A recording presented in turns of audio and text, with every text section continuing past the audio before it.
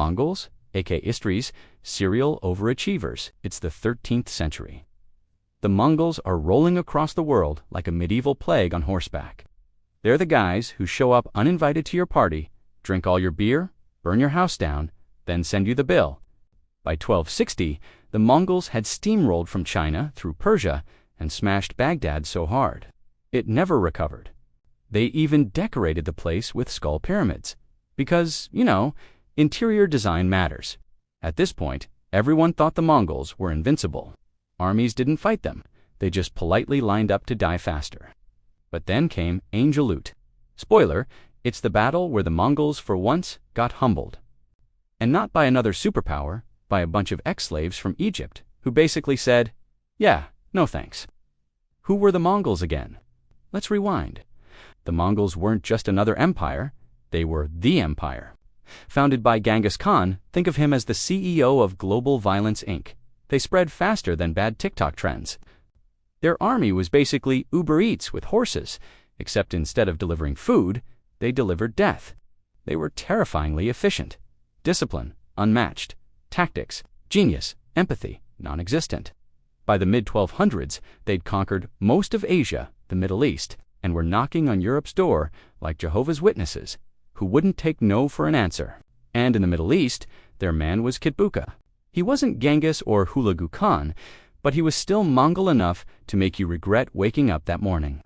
The Mamluks from owned to owning. Now, let's meet our heroes, the Mamluks of Egypt. Originally, they were slaves, imported kids, trained in brutal military camps, taught how to fight from the time they could walk. Over time, they got tired of being bossed around and said, you know what? Let's keep Egypt for ourselves. So they overthrew their masters, seized power, and turned into a warrior elite running the country. It's the medieval version of starting in the mailroom and ending up CEO. Except instead of coffee runs, your training involved learning 50 ways to kill a guy with a curved sword. By 1260, Egypt was run by these ex-slaves. Their leader, Sultan Qutuz, who was tough but not exactly Mr. Popularity. His top general, Baybars, a man with the charm of a rattlesnake, but the brains of a military genius. Why Ain Jalut even happened. All right, why did these two groups collide? The Mongols had just wiped Baghdad off the map. That's like deleting New York City and shrugging about it. They steamrolled Syria, taking Aleppo and Damascus. At this point, everyone thought Egypt was next. But there was drama back in Mongolia. The great Khan monkey had died. Hulagu Khan, who led the Middle Eastern campaigns, rushed home with most of the army to sort out the succession crisis. He left Kitbuka behind with a smaller force. And when I say smaller, I mean still terrifying, but not quite apocalyptic level. The Mamluks looked at this situation and thought, hey, if we're going to die anyway, let's at least go down swinging. Geography lesson you didn't ask for.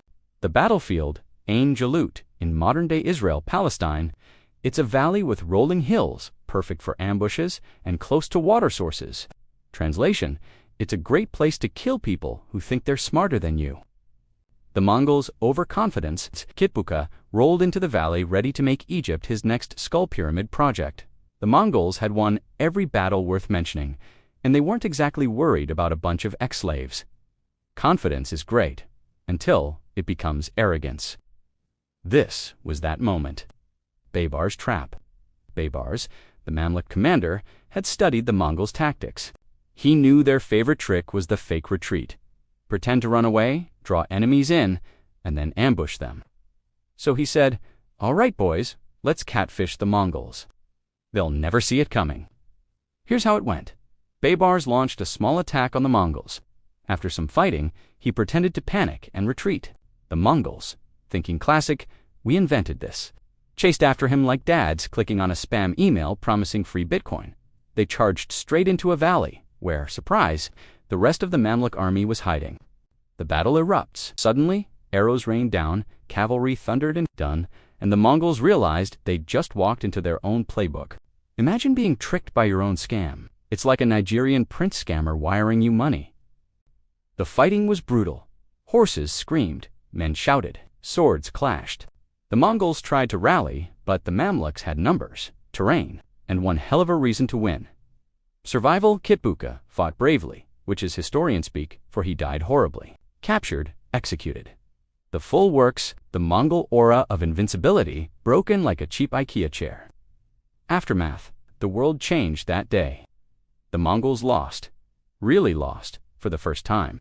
And the people of the Middle East finally realized, wait, these guys aren't gods.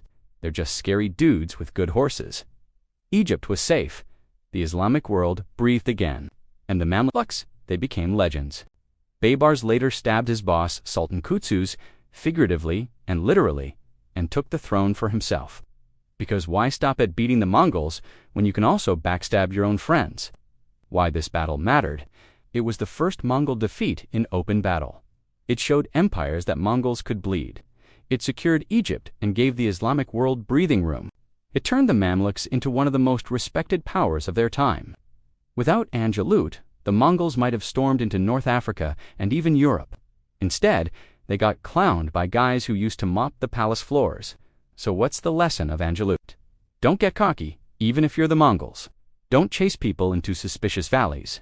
If a guy is running away in battle, maybe he's not scared, maybe he's bait. And never underestimate ex-slaves with nothing to lose. They fight harder, and they fight smarter. At Ain Jalut, the Mongols learned humility the hard way. Their empire didn't end that day, but their aura of invincibility sure did. And history, it finally got a break from the world's biggest overachievers.